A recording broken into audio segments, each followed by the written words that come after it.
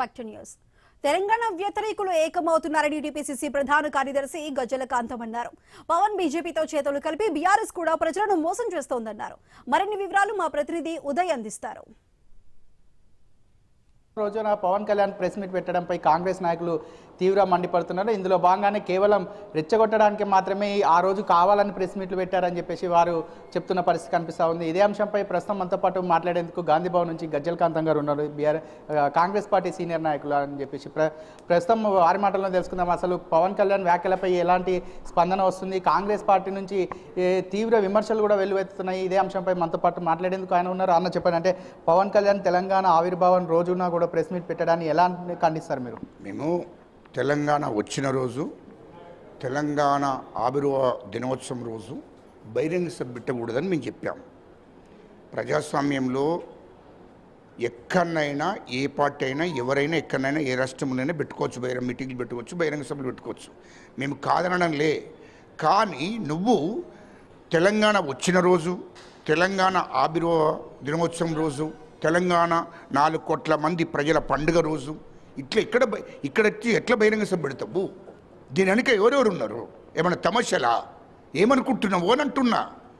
అంటే నువ్వు తెలంగాణ ప్రజలను డిస్టర్బ్ చేయాలి, తెలంగాణ ప్రభుత్వాన్ని డిస్టర్బ్ చేయాలనే లక్ష్యం కొద్ది ఇక్కడ బహిరంగ సభ పెట్టావు. రైట్. అంటే అన్న ఒక్క మాట, నిన్న ప్రెస్ మీట్లో పవన్ కళ్యాణ్ ఒక మాట అన్నారు. అంటే తెలంగాణ రాష్ట్రంపై నాకు ప్రేమ ఉంది, కానీ అప్పటి రోజుల్లో అంటే తెలంగాణ ఆ 2 రాష్ట్రాల విభజన ప్రక్రియపైనే నేను వ్యతిరేకత అని చెప్పేసి ఒక మాట అన్నారు. అంటే ఈ లెక్కను చూస్తే తెలంగాణపై ప్రేమ ఉన్నట్టా లేకపోతే ఉన్నట్టు నటిస్తున్నాడా?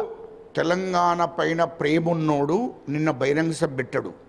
కపట ప్రేమ, అది యాక్షన్. సినిమాలో ఎట్లా యాక్షన్ చేస్తాడో బయట ఎట్లా యాక్షన్ చేస్తే ప్రజలు క్షమించరు. అది గుర్తుపెట్టుకో. ఎందుకంటే నువ్వు తెలంగాణ వచ్చిన రోజు ఎట్లా బహిరంగ సభ పెడతావు? ఇక్కడ నువ్వు తెలంగాణ బహిరంగ సభకు పర్మిషన్ రాకపోవడం మూలంగానే ప్రెస్ మీట్ పెట్టాడు. కానీ బహిరంగ సభ కోసం ప్లాన్ చేసుకున్నాడు. కానీ బహిరంగ సభ పెట్టడం కూడా తప్పే కదా. తెలంగాణ వచ్చిన రోజు తెలంగాణ ప్రజల పండుగ రోజు, అది తెలంగాణ ప్రభుత్వం పండుగ చేస్తుంది ఇక్కడ. ఆ రోజున నువ్వు బహిరంగ సభ ఎట్లా పెడతావు ఇక్కడ? అదే అడుగుతున్నా, అది ప్రశ్నిస్తున్నా నేను.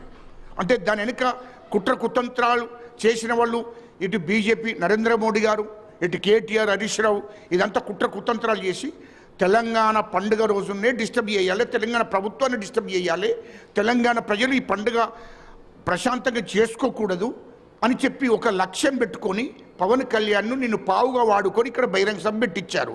అది గుర్తుపెట్టుకో పవన్ కళ్యాణ్, ఇది గుర్తుపెట్టుకో.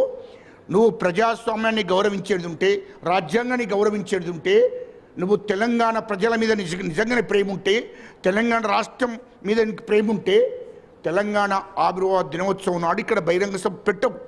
ఒక పక్క అటు ఏపీలో ఉప ముఖ్యమంత్రిగా ఉంటూ ఇక్కడికి వచ్చి, అంటే పక్క రాష్ట్రం తెలంగాణ రాష్ట్రం దగ్గరకు వచ్చి మీడియా సమావేశం ఏర్పాటు చేసి నేను ఇక్కడ తెలంగాణలో పోటీ చేస్తాను, ఎవరు ఆపుతారో చూస్తాము, ఎందుకంటే ఇది ప్రజాస్వామ్యం అని చెప్పేసి ఒక మాట అన్నారు. అక్కడ మాత్రం పొత్తులతో సహా ప్రభుత్వాన్ని ఏర్పాటు చేశారు. మళ్ళీ ఇక్కడ మాత్రం నేను మాత్రం సింగిల్గా పోటీ చేశాను. అంటే ఈ లెక్కను చూస్తే కాంగ్రెస్ ప్రభుత్వాన్ని పడగొట్టడానికి రాబోయే రోజుల్లో ఒక కుట్ర పన్నుతుందని మనం అనుకోవచ్చా? కాంగ్రెస్ ప్రభుత్వాన్ని పడగొట్టడం పవన్ కళ్యాణ్ కానీ పవన్ కళ్యాణ్ తాతతో కూడా కాదు. ఎందుకంటే నీకు ఆంధ్రలో నమ్మలేదా బాబు? ఆంధ్రలే నమ్మలేదు నిన్ను, ఆంధ్రలే నమ్మలేదు. అంటే అలా కాదన్న పవన్, అలా కాదన్న పవన్ కళ్యాణ్ ఒక్కడే అనట్లేదు. అంటే పవన్ కళ్యాణ్ పొత్తులతో సహా అన్ని పార్టీలు ఏకమై కూడా ఈ ప్రభుత్వాన్ని పడగొట్టేందుకు ఏమైనా కుట్రలు పన్నుతున్నాయని మనం అనుకోవచ్చా? తెలంగాణ ప్రభుత్వాన్ని పడగొట్టడం ఎవడబ్బతోనూ కూడా కాదు. అది క్లారిటీగా చెప్తున్నాము. ఇవాళ పవన్ కళ్యాణ్ వచ్చిన తెలంగాణ వ్యతిరేకులు, ఇటు నరేంద్ర మోడీ, ఇటు పవన్ కళ్యాణ్, దాని వెనుక బీఆర్ఎస్ ఉండి ఇదంతా నడిపించినా మీతోని పప్పులు గుడుకై ప్రజలు మిమ్మల్ని నమ్మే పరిస్థితులు లేరు. ప్రజలు మిమ్మల్ని నమ్మరు. అది గుర్తుపెట్టుకోవాలని చెప్తున్నాను నేను. ఒక పక్క ఇప్పటికే ప్రచారం కొనసాగుతుంది. అంటే ఏమని ప్రచారం అంటే అటు బీజేపీ, ఇటు బీఆర్ఎస్, ఇటు పవన్ కళ్యాణ్, ఇటు అంటే పవన్ కళ్యాణ్ అంటే జనసేన, ఇలా అన్ని పార్టీలు పొత్తులతో కలిపి అటు ఏపీ తరహాలో ఇక్కడ తెలంగాణ రాష్ట్రంలో కూడా ప్రభుత్వాన్ని ఏర్పాటు చేసే ఆలోచనలో రాబోయే రోజుల్లో ఉందని చెప్పేసి ఒక ప్రచారము ఉండబోతుంది. దీన్ని ఎట్లా ఖండిస్తారు? అది సాధ్యం కాదు. బీఆర్ఎస్ బీజేపీతో కలిసింది వాస్తవమే, పవన్ కళ్యాణ్తో కలిసింది కూడా వాస్తవమే. వాళ్ళందరూ ముగ్గురు పోటీ చేసినా తెలంగాణ ప్రజలు నమ్మరు. ఎందుకంటే నరేంద్ర మోడీ ఈ దేశ ప్రధానమంత్రి తెలంగాణ ఇవ్వడం ఇష్టం లేదు. తెలంగాణ మీద విషయం కక్కేండు పార్లమెంటుల్ని. అదేవిధంగా బీజేపీ ఎంపీ ఈ తెలంగాణను పాకిస్తాన్తో పోల్చిండు. అంటే తెలంగాణకు వ్యతిరేకులందరూ ఏకమవుతున్నారు. ఇటు నరేంద్ర మోడీ, ఇటు పవన్ కళ్యాణ్, ఇటు దాని వెనక బీఆర్ఎస్, కేటీఆర్, హరీష్ రావు, వీళ్ళంతా తెలంగాణకు అంటే తెలంగాణ ప్రజలను మోసం చేయడం కోసం కంకణం కట్టుకున్నారు. తెలంగాణను దగా చేయడం కోసం ప్రయత్నం చేస్తున్నారు. కానీ ఇక్కడ జరగవు. తెలంగాణ ప్రజలు నమ్మరు. తెలంగాణ ప్రజలు వీళ్ళకు ఓట్లు వేయడానికి సిద్ధంగా లేరు అని చెప్తున్నాను.